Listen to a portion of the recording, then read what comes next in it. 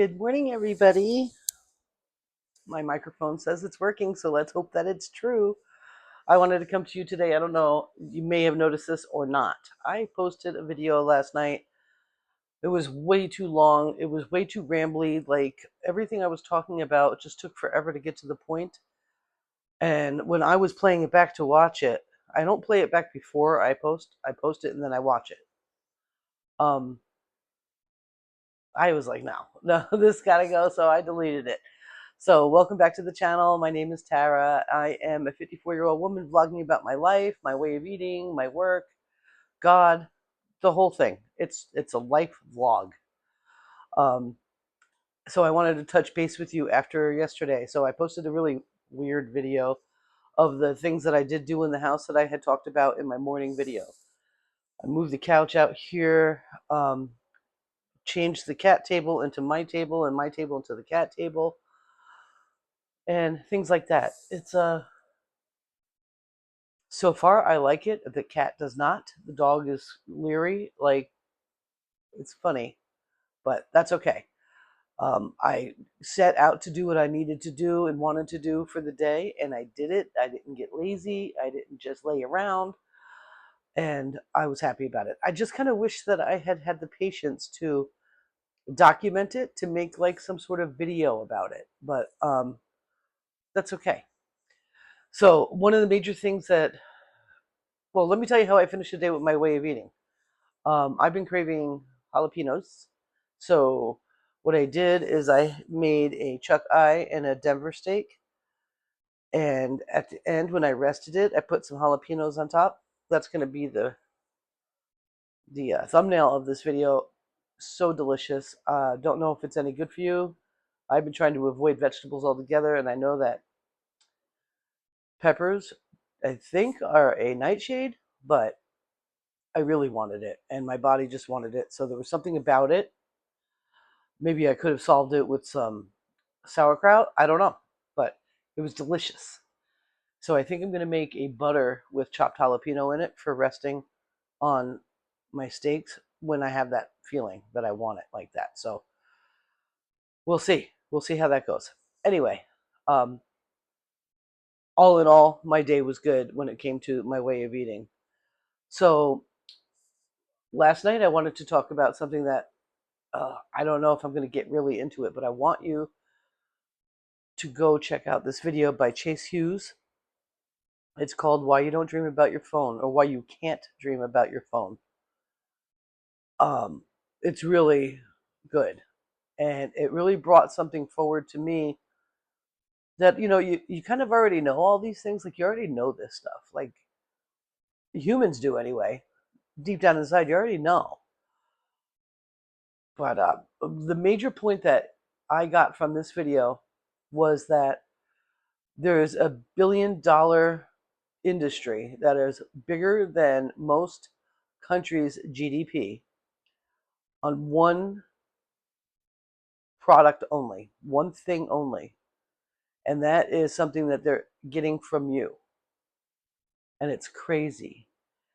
And I want you to think of this, or at least look at it from my perspective here, that if this is true, then what's the reason that they would find this so lucrative? And is there anything nefarious about it? And I do believe there is. So the thing is your attention. Literally, that's what it is. They want your attention on that little box that you're probably watching me on right now. And they've got it for the most part. Even those of us that don't really participate. And I'm not going to say that I am. I am slow on social media, though. I do not do TikTok or any of that stuff. I prefer YouTube. I'm on Facebook much less than most people probably would be. I don't go on X except for maybe like once a month. If there's some news thing happening, I'll run over to X and check it out. So I don't Truth Social, very rare. There's just a lot of social medias I just don't do. There are other people that do a lot of it. However, screen time is a huge thing. It's a huge thing because I watch videos. I love videos, and I will watch long form content that goes on and on and on. And I may not have my face in the phone, but I'll have it playing. So, what I wanted to just pose this question. I'm going to put the video down below. It's short. He's not long-winded like I am. Um, I find him honest. I could be wrong, but I do find him honest. I don't feel like he ever lies in his videos or makes things up. I just don't. Um,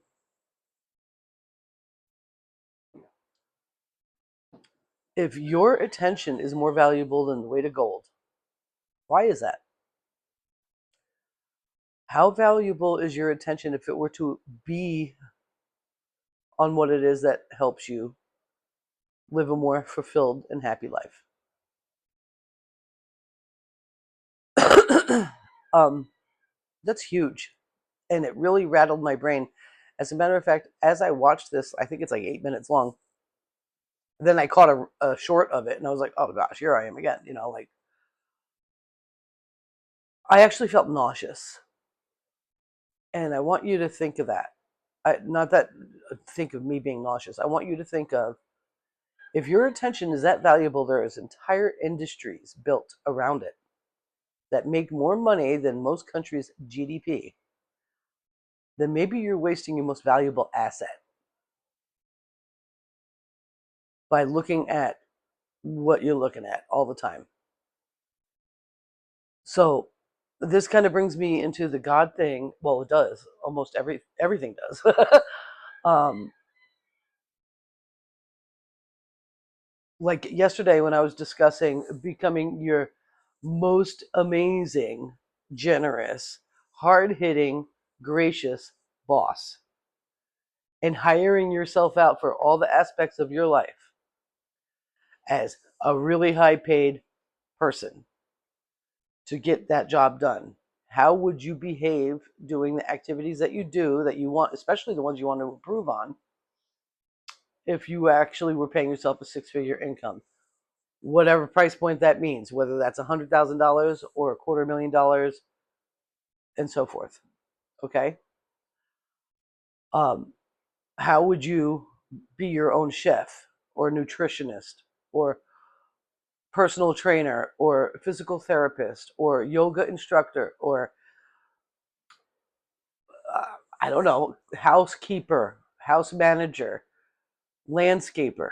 How would you do all those things if you were the boss and you were very particular, demanding, but yet you were gracious and generous? And then you were to be your own boss and hire yourself to fill those needs. And you paid yourself very well, extremely well. I think there's a couple of things that would happen because of that. Number one, your life's going to improve. That's it, instant. Um, and I kind of did that little experiment with myself yesterday. I attacked what I wanted to get done, and it was like hurt my brain to even think of doing it, and I got it done, and it was relatively quick. And I was happy about it. I even said in that little short video, I did a good job. I definitely filled the role of $100,000 organizer and cleaner upper and remove around her, decorate. I don't know what that would be called. Excuse me. Um, I think that also gets your mind kind of in the place where you have more abundance, right? And when that abundance manifests in your life, or when you allow it to, because I don't think it's not there. I think it's a matter of manifestation. I think it's a matter of getting in alignment with it according to God.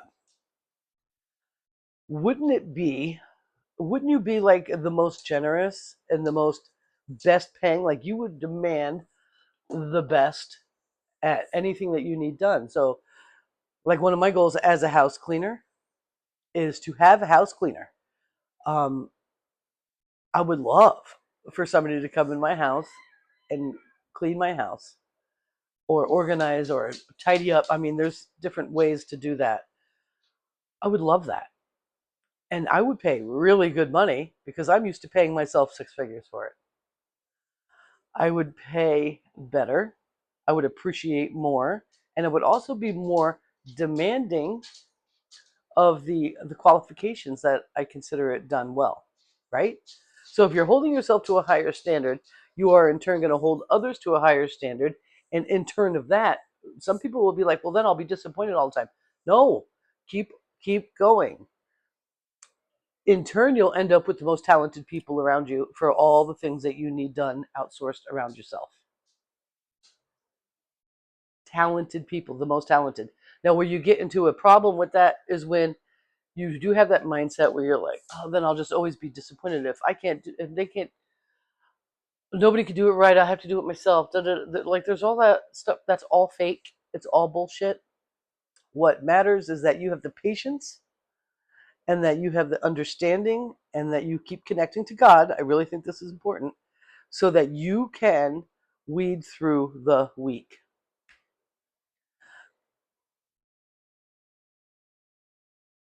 I think this is connected to what Chase was talking about.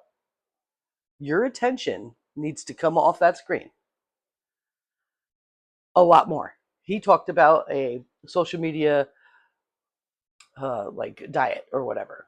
But let me get back to the point I'm making. So this is typical in my field.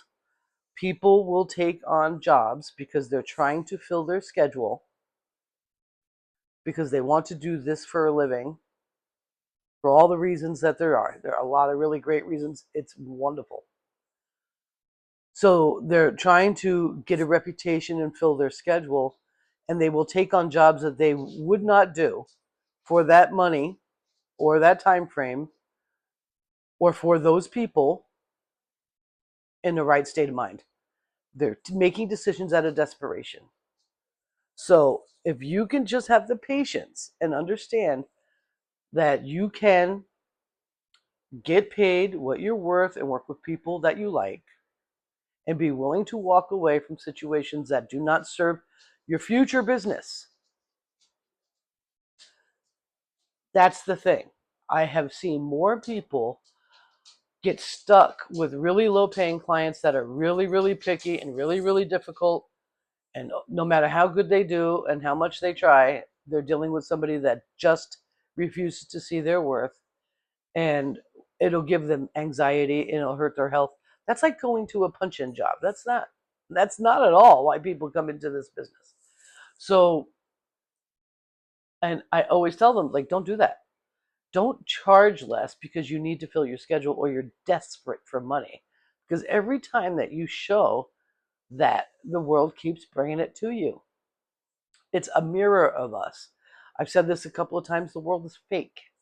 The only thing that's real is you and God, and that you have to develop your life with God to be better and do more and be of service to others.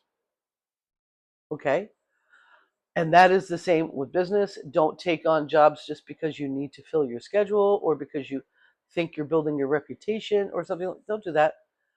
If you want to do that, then you go ahead and do it for free for somebody that will help you move your business forward.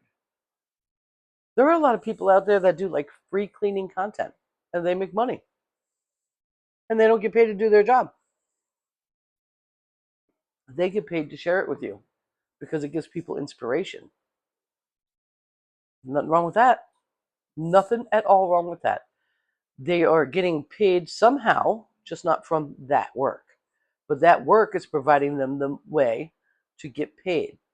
And I'm not trying to say that money is everything at all. I feel like that's kind of like how it's coming across. It's not. But abundance is. And you can have an abundance of whatever it is that you choose. You can have abundance of cheap, picky, nasty clients with an abundance of low paying gigs, or you can have an abundance of uh, deliberate, generous, gracious, and demanding clients. Demanding is not bad. for the price, for the money that it is that you need to be able to do that work, to make it make sense for your life. So important. So very important. So back to Chase, and I really feel like this mixes together. If you were to take your attention off of your phone as, as much as you can, a lot of people work off their phone. I know, being a short-term rental host, I'm on my phone a lot. My communications with my other cleaners are on my phone. My communications with the subcontracting jobs I do, it's on my phone. So I am hearing that notification. I am doing that. But that doesn't mean that I have to spend any part of my day scrolling Facebook. It doesn't. That is not helping me towards what it is I do for a living. So, if he was suggesting a social media diet, and I was just, like I told you, sick to my stomach watching this. I'm like, wow. And then I went to go to bed. I made my really long video rant. It was like 57 minutes. It was crazy. I went and laid down to sleep, and I was praying, and then I woke up like an hour later, and I'm like, okay. I was really out of place. I was feeling really funky, and everybody was feeling it. The cat was acting crazy. The dog was definitely acting crazy. And I'm like, okay. And then I went back to bed and I prayed, and I had these like crazy dreams with these. I don't even know. And I was like, oh no.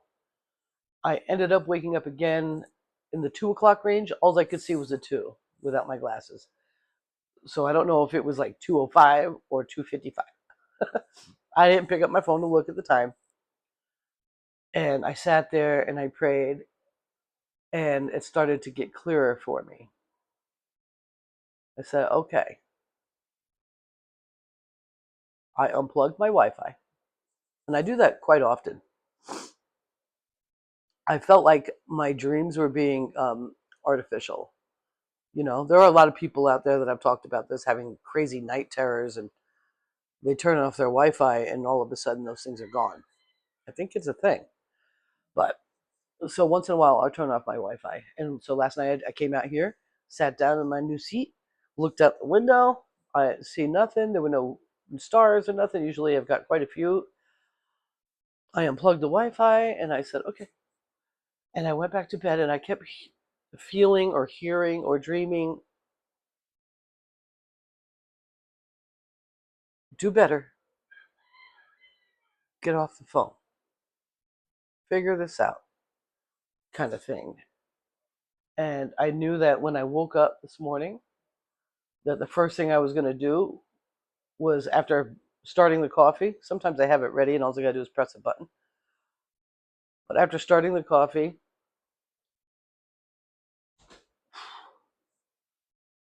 my cat, I got to put him on a diet. That is a really tall leap for his fat body. He's so cute. Brought Fancy out. We went out there. I got my feet on the ground. I'm like, okay, okay. I came up here. Coffee was nowhere near done being brewed. For some reason, my coffee machine is taking way longer than I like. I should get a percolator. I love percolators. I did my fascia dance, my fascia morning dance that I've showed you a video of. I did that. I was like, all right, all right. And then I sat down, got my coffee, and read my Bible. And I'm reading about Solomon. He just finished the temple. And it feels so, there's so much missing, because I've read the Wisdom of Solomon. If you haven't, you should. Really good. Like they skip over all of it. Like there's a lot to all of it, but it's still really interesting. And I read that and wrote down some stuff. Then I'm like, I'm going to make that video now.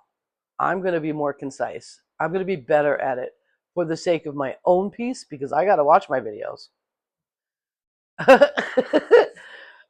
And for the sake of you, so that you might actually get something out of it. Because if I'm sitting here for 57, 47 minutes rambling and not getting to the point, it's not doing either one of us a favor. And even though I'm doing this more for my own accountability and my own documentation, and I really like making videos, always have ever since it became a thing. I just think that if I'm going to go posting them, this should be more palatable. And not that I ever am going to make short content. Probably not. Maybe a little bit, like some cleaning content or whatever, or little clips. But I'd rather you sit a while with me, have a cup of coffee or a glass of water, and, get what you can out of it. Because I do think I got some stuff to share. So, with that being said, again, I emphasize become your best boss and then hire yourself, pay yourself really well, and hold yourself accountable to get that job done. That'll translate eventually into an in real life abundance in which you will actually probably hire someone for that job. It's possible. I don't know. You might not ever want to. That might not be your thing. I would prefer to have someone come into my house and clean it than me do it. I prefer to cook, so I wouldn't have a chef. You see what I'm saying? So everybody's different. Everybody's different. There may be times where I want to, like maybe I'd hire a chef once a week to make me a couple of meals. But I eat steak, so it's not really rocket science. A landscaper? Yeah, I would definitely hire that. And I am so picky when it comes to that. Um, there's a lot of different things. So eventually, when I have my homestead, I'm going to need to have someone that works for me because I am not going to be able to or want to do it all, but I want to have a homestead. See what I'm saying? So whatever it is that your desires are, write them down, figure it out, and start becoming your best employee. And give yourself a raise when you deserve it. Pat yourself on the back when you deserve it. Be realistic about what your rewards are. Like if you're trying to eat better, don't reward yourself with a cake. Don't do that.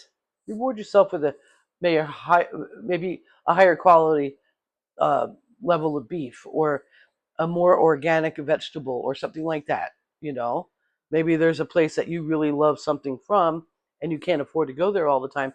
Treat yourself to that farm stand. Treat yourself to that butcher. Treat yourself to that rancher. However you are going about your life. But don't treat yourself to a cake, even if you love them. Sugar's bad. I think it's Satan. It's part of Satan. So, yeah, be good to yourself. Be your own boss. Because you're never going to be your own boss if you can't be your own boss. You hear me? And I think that's what God wants us to do. We're supposed to have this incredible self-love and discipline. And that's evident throughout all the books I've read so far in the Bible. So, with that being said, I want to say thank you very much for hanging out with me. I'm going to go. I've got the OG today, so I'm excited about that. And I'm going to go clean like I get paid 6 figures a year. That's what I'm going to do. And I'm excited. So, with that being said, I love you a long time. And I may see you later. Hopefully, if I'm not too rambly. I think it's time for me to break my fast. I'm hungry. So, on the other side we go. Thank you very much for hanging out with me. And I'll put the link to that video in the description. Go check it out. It's going to be worth your 6 to 9 minutes. It really is. Thank you so much. Bye.